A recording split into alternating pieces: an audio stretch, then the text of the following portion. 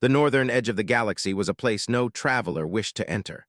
Stars hung like distant lanterns, glowing weakly through endless walls of ice clouds. Temperatures fell so low that even metal cracked like dry leaves. The region was known by many names across the cosmos: the Silent North, the Crown of Winter, the land where suns sleep. But the most feared title of all belonged to its ruler, the Frost Queen. For 1,000 years, she reigned alone. Her palace stood on a floating continent of frozen crystal, a breathtaking structure shaped by ancient storms and forgotten magic. Tall towers rose like spears of ice, sharp and shining. Bridges curled around the palace like frozen rivers, each one glimmering under pale starlight. To any outsider, it looked like a masterpiece created by the universe itself. But to the Frost Queen, it was simply home. A cold, empty home. Her throne room stretched wider than a battlefield. The walls sparkled with frost and the floor shone like polished snow. Every step echoed, every breath formed a silver cloud. In the center sat the queen herself, silent, still, carved almost like a sculpture from winter glass. Her skin carried the glow of moonlit snow. Her hair flowed like white silk touched by frost. Her eyes were pale blue, deep and endless, as if holding the weight of 1,000 winters. She was beautiful in a way that made people tremble, but her beauty was dangerous, distant, unreachable. And her heart was frozen. Most rulers feared rebellion. Others feared invasion, but the Frost Queen feared nothing because nothing mattered. She had forgotten the feel of warmth, forgotten the meaning of joy, forgotten what it meant to be alive. Time passed for her like drifting snow, soft, slow, and shapeless. No living creature dared approach her lands. Entire species told stories of her power, how she once froze an entire fleet in a single breath, how her stare could turn blood into ice, how she ruled with emotionless calm. Legends grew, each one darker and colder than the last. Children across the galaxy whispered her name as a threat. Sleep, or the Frost Queen will take you. But the truth behind her coldness was hidden. No one knew that centuries ago, before her heart froze, she had once loved, and when she lost that love, she lost herself. In grief, her emotions turned to ice and winter grew around her soul. Since then, she let nothing warm her again. She buried her past under layers of snow and silence. Every morning she walked through her palace halls without purpose. Every night she sat on her throne without feeling. Seasons did not change, days did not matter. She lived in a world where nothing moved unless she commanded it. But all things, even frozen ones, eventually break. Far beyond her icy world, a small human ship was drifting through space. It carried researchers from Earth, curious explorers with fragile bodies and brave hearts. None of them knew their path would soon cross with the coldest ruler in the galaxy. As the ship entered the northern region, alarms began to scream. Ice storms slammed into the vessel like cosmic hammers. Metal groaned. Lights flickered. The humans tried to escape, but the storm had no mercy. Within minutes, the ship spiraled out of control, caught in a freezing vortex. Inside, one young human pressed himself against the window, eyes wide as he saw the colossal frost-covered planet below. His name was Eli, a quiet and gentle man who always believed every corner of the universe held beauty. But this beauty was deadly. The ship broke apart in the storm, flames burst, panels tore away. Eli clutched his harness, squeezing his eyes shut as the world spun. Then everything went black. When he woke, he was lying on ice. Frost clung to his eyelashes. His breath formed tiny clouds. Pain throbbed through his body. He looked around and saw gigantic towers rising high above him, glowing blue in the cold. He had crashed right in front of the Frost Queen's palace. And high on her throne, the queen sensed a disturbance, something warm entering her frozen world, something alive. She rose slowly, feeling a faint tremor inside her chest, a sensation she had not felt in centuries. Curiosity. A single human had survived her winter. And at that very moment, the first crack appeared in her heart of ice. Eli's vision blurred as he tried to sit up on the frozen ground. The cold cut into his skin like tiny blades. His body shook, not only from the icy wind but from the shock of surviving a crash no human should have survived. Everywhere he looked, the world shimmered with pale blue light, as if the land itself was carved from glass. He should have been terrified. He should have crawled away, desperate to escape the deadly cold. But instead, he whispered to himself, "It's beautiful." His words drifted into the freezing air and vanished. Not far away, high above on her throne of ice, the Frost Queen stood at the grand balcony overlooking her frozen courtyard. Her long cloak fluttered like a snowy storm behind her. She stared down at the fragile creature below, the human who had fallen into her world.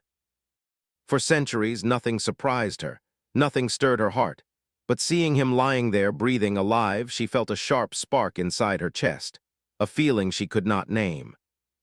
"Bring him to me," she ordered, her voice as calm and cold as falling snow. Her guards, a group of ice soldiers shaped from her own power, glided across the courtyard. They approached Eli silently, their bodies glowing with a faint frost-blue aura.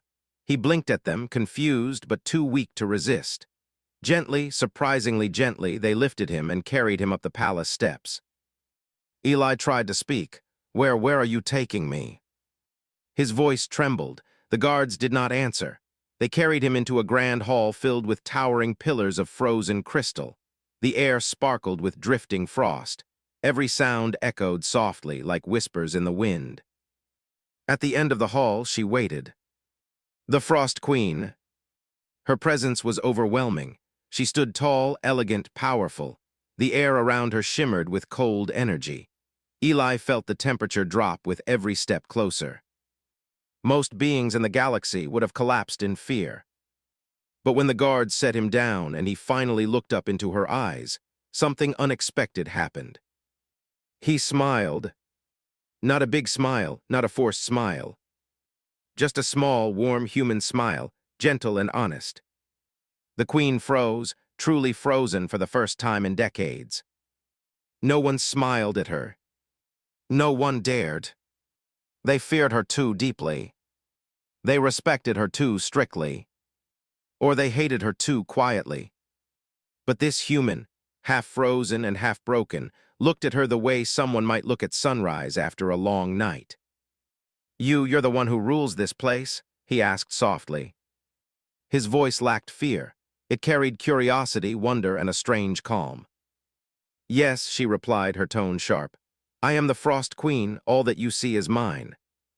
He stared at the icy walls and glowing pillars. "It's cold, but beautiful." For a moment, she forgot to breathe. Beautiful. No one called her world beautiful. They called it dangerous, merciless, empty. But this human, he saw beauty where others saw death. She stepped closer, her eyes narrowing. "You do not fear me." Eli shook his head slowly.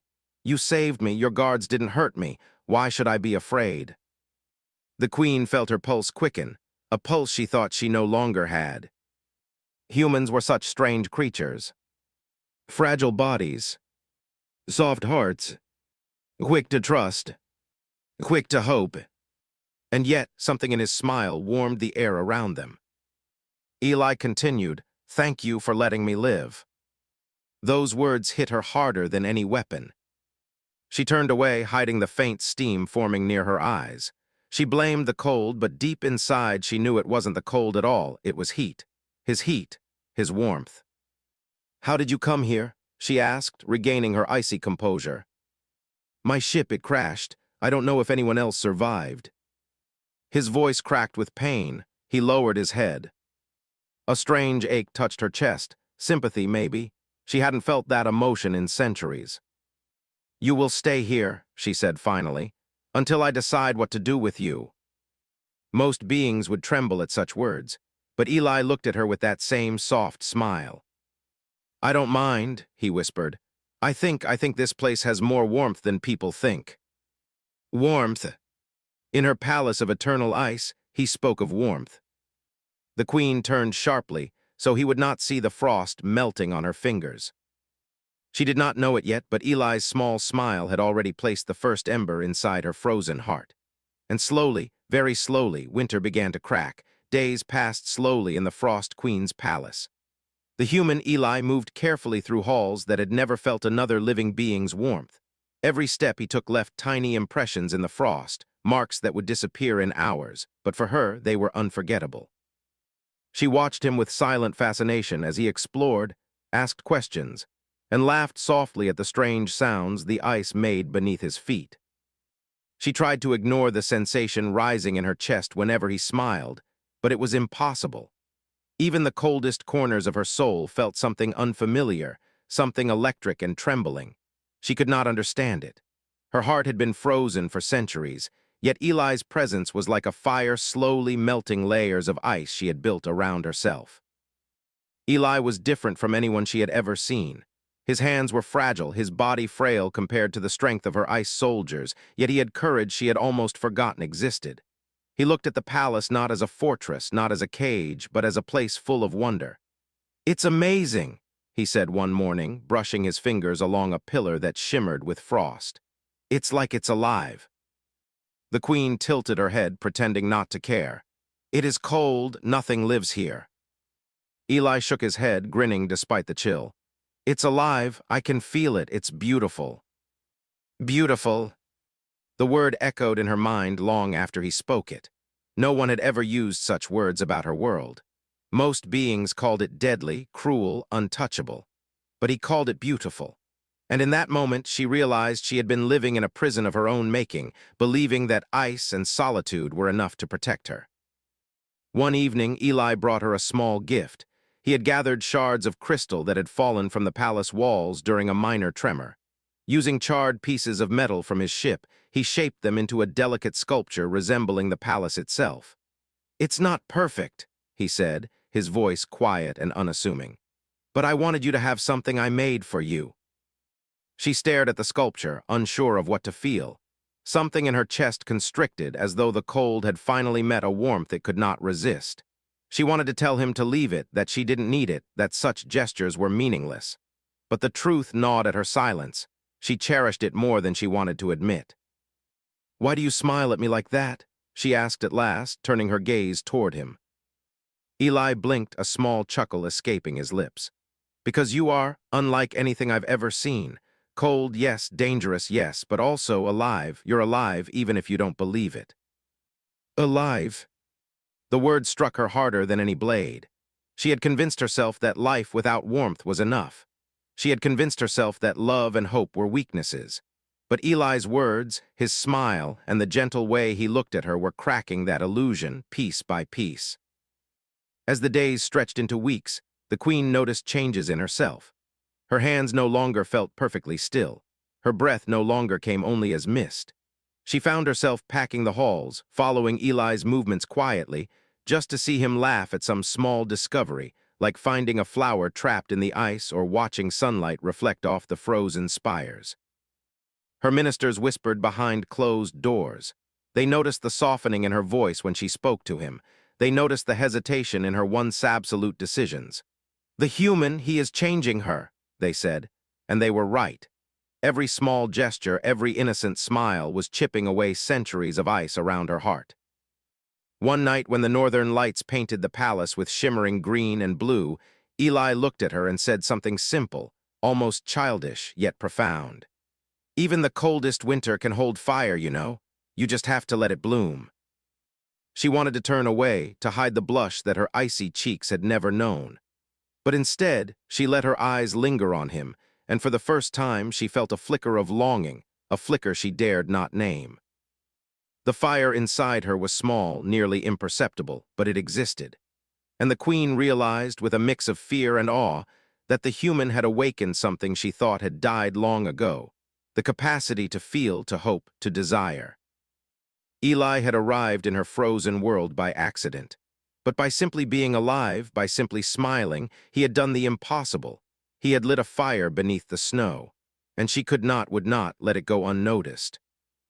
The Frost Queen, once untouchable and eternal, had begun to change, and nothing in the universe could stop it. Change was slow but undeniable. The Frost Queen's palace, once silent and unyielding, seemed almost to breathe with the presence of Eli. The walls shimmered more brightly under his gaze, the halls felt warmer when he walked through them, and the frozen rivers that surrounded the palace reflected a light that had never existed before. Yet not everyone was pleased. Her ministers gathered in whispered meetings, their voices sharp as the ice that surrounded them.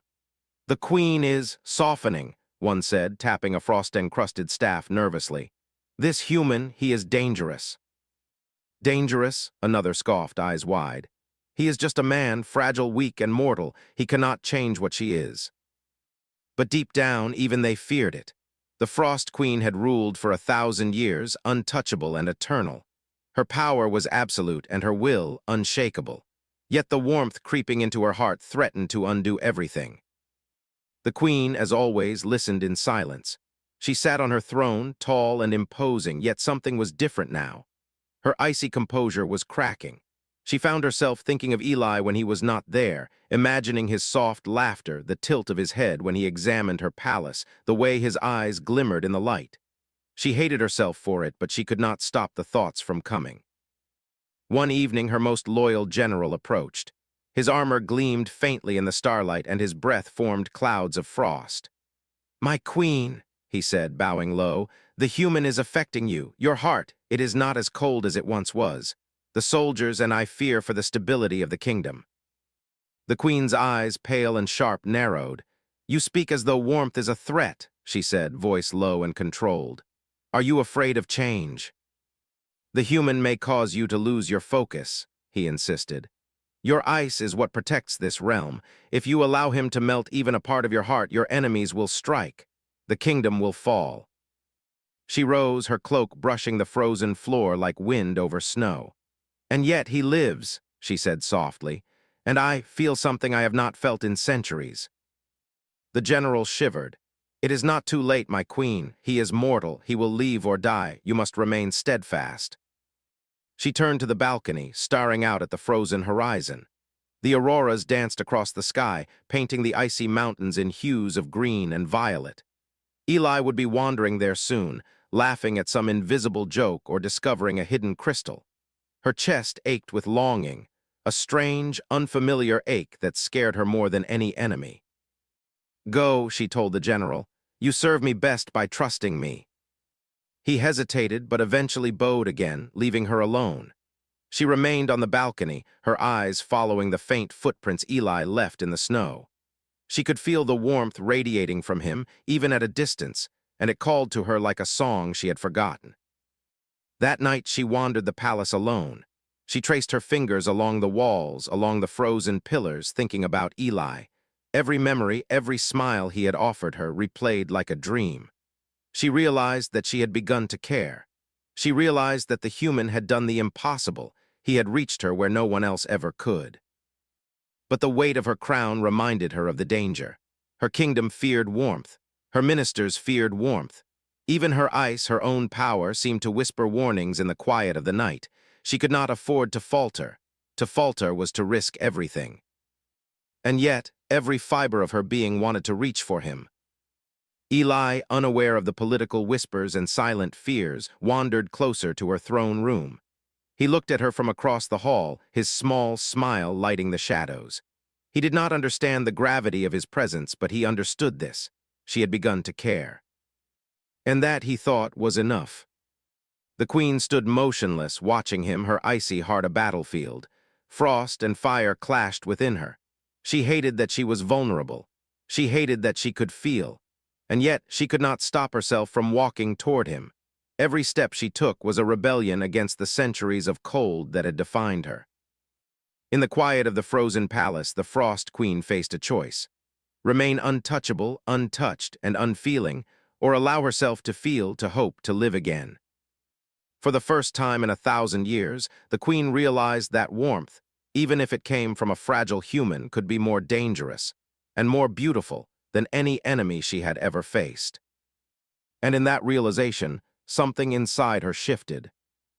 The frost had begun to melt. The northern sky darkened unexpectedly. Shadows stretched across the frozen plains, and the auroras that usually danced peacefully were dimmed by the ominous presence of a distant fleet. The Frost Queen sensed it instantly. An enemy had come. The southern warlord, a ruthless conqueror from beyond the stars, had learned of her change, of the human living in her palace, and he came to exploit what he believed was her weakness. Her generals gathered around her, fear etched on their faces. "My queen," one said, voice shaking. "The enemy fleet approaches. They believe you are soft. They plan to strike before the frost can respond. Shall we hide in the palace and defend?" The queen shook her head slowly. Her eyes, pale blue and sharp, scanned the horizon where ships glinted in the dim light. "No," she said, her voice firm despite the flutter in her chest. "We do not hide, we fight." Her soldiers braced themselves as the Frost Queen walked to the balcony. The northern wind whipped around her, lifting her hair and cloak. She looked at the approaching enemy fleet and felt the familiar surge of power, the ice in her veins reacting to the challenge. But underneath it all, there was something else. A new heat, a warmth that made her pulse quicker. It was fear, yes, but also concern. For Eli. When she returned to the palace, she found him standing near the wounded ice soldiers, trying to help with his human hands. His face was streaked with frost and soot, yet he looked up at her and smiled. "You should not risk yourself," she said, her voice sharper than the wind outside. "This is not your battle." He shook his head, brushing snow from his coat. "Maybe not, but if I can help even one of them survive, I have to try." She felt her chest tighten, how fragile he was and yet how fearless. For centuries she had ruled with cold logic and absolute power, but in his presence power felt incomplete. The battle began. Outside, ships clashed in the sky, explosions melting ice mountains and sending shards of frost like missiles into the air. The Frost Queen rose into the battlefield herself, her steps leaving trails of sparkling frost that solidified into deadly spikes beneath the feet of enemy soldiers. Her arms moved gracefully, controlling the storms and wielding the ice like a living weapon. Snow and ice swirled around her, forming walls and blades, freezing the enemy fleet in place, and shattering ships with deadly precision. Yet even in her fury, her mind remained half on Eli. She saw him ducking behind a frozen pillar trying to shield a wounded soldier. Her chest tightened at the sight. She could not let him die. Not now, not ever. She moved faster, her ice storms more precise, her frost blades sharper. The battlefield became a frozen nightmare for her enemies. Ships cracked and shattered. Soldiers froze mid-step. The warlord's fleet was thrown into chaos, and through it all she protected Eli without him realizing it. When the battle ended, silence fell. Snow drifted gently over the shattered remains of ships, sparkling under the northern lights. The queen returned to the palace, her chest heaving, frost clinging to her cloak. She found Eli lying on the ground, exhausted but alive. "You are reckless," she said, her voice soft but trembling. "You could have died." Eli looked up, faint smile on his lips. "And you could have lost me." Her hands shook as she helped him to his feet. Frost melted where her fingers touched his skin, leaving tiny clouds of steam in the cold air. She had never felt this sensation before, warmth, worry, and relief, all at once. "You are human," she whispered almost to herself. "Fragile, mortal, and yet stronger than I could have imagined." Eli grinned weakly. Maybe strength isn't always about power, sometimes it's about heart. She felt her own heartbeat in a way it hadn't for centuries, faster, hotter, alive. The battlefield had tested her ice, but it was Eli who tested her heart. And in that moment she realized, frost alone could not protect her kingdom. Ice alone could not guard her soul. If she wanted to survive, she had to embrace the fire that Eli had lit inside her. For the first time, the Frost Queen smiled, not coldly, not sharply, but truly. And Eli, seeing it, knew that the impossible had happened. The eternal queen, untouched by time and ice, was beginning to feel. The northern sky glowed brighter that night, as if the universe itself celebrated the union of frost and fire, strength and heart, power and warmth. And the Frost Queen knew one thing clearly: she would never be the same again. The palace was quiet the morning after the battle. Snow drifted gently over shattered ice walls, covering the scars left by the southern warlord's attack.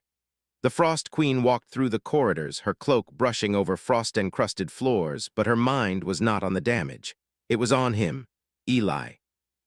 He moved slowly through the halls, still weak from the previous day's chaos, yet he insisted on helping wherever he could. He tended to the injured ice soldiers, patched torn armor, and comforted those who trembled. Each time she watched him, her chest tightened. She wanted to tell him to stop, to rest, to stay safe, but the words refused to leave her lips. She should have felt relief that he survived.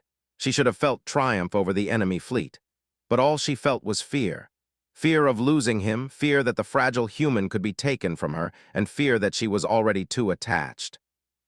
The warning came too late. A messenger arrived, breathless and pale.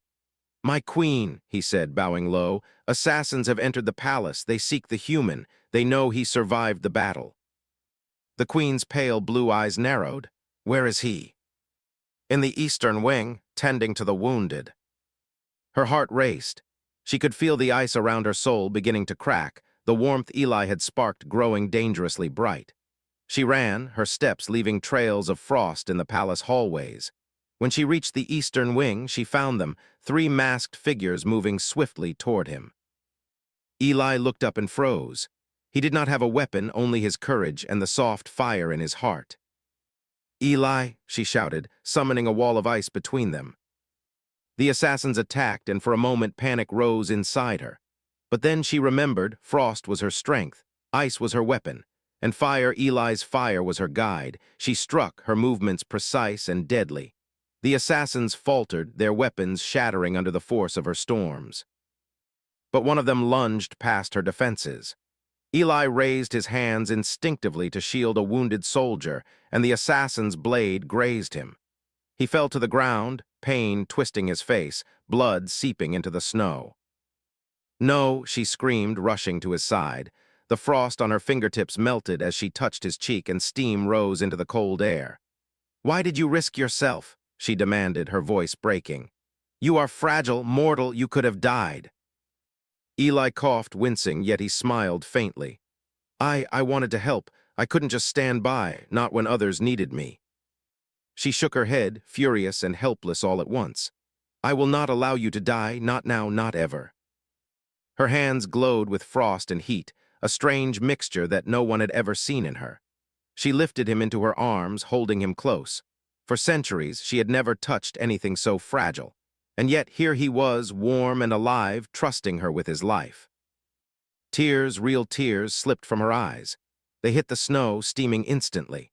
She had not cried in centuries, not for a lost love, not for her battles, not for anything. And now, watching Eli fight for life even as he smiled at her, she felt every emotion she had buried inside her. Fear, love, relief, and a deep, burning longing. "You risked yourself for me," she whispered. "Why?" "Because someone has to show you," Eli gasped, trembling in her arms, "that you're more than winter, that you can feel. That warmth can exist here." She could not answer. Words failed her. Instead, she pressed her forehead against his, feeling his warmth seep into her cold skin, into her very soul. She realized in that moment that she would never be the same. The fire he had lit inside her was no longer a spark. It had grown into a blaze, one that could not be ignored. The palace was silent around them. Outside, the northern lights danced, oblivious to the battle, yet reflecting the colors of their hearts. Snow continued to fall, soft and gentle, covering the wounds of war and the remnants of the enemy. But inside the queen's heart, nothing would ever be covered again. She had found something more powerful than ice, more powerful than centuries of solitude, more powerful than any enemy or weapon in the galaxy. Eli survived, barely, but in his survival he had given her something priceless, a reason to feel, a reason to hope, and a reason to fight not just for her kingdom, but for life itself. The Frost Queen held him in her arms, feeling the warmth, feeling the fire, feeling life. And for the first time in a millennium, she smiled, not coldly, not sharply, but fully and freely. The snow around them shimmered, almost as if the universe itself recognized a miracle. Ice and fire, frost and warmth had found each other. And nothing would ever be the same again.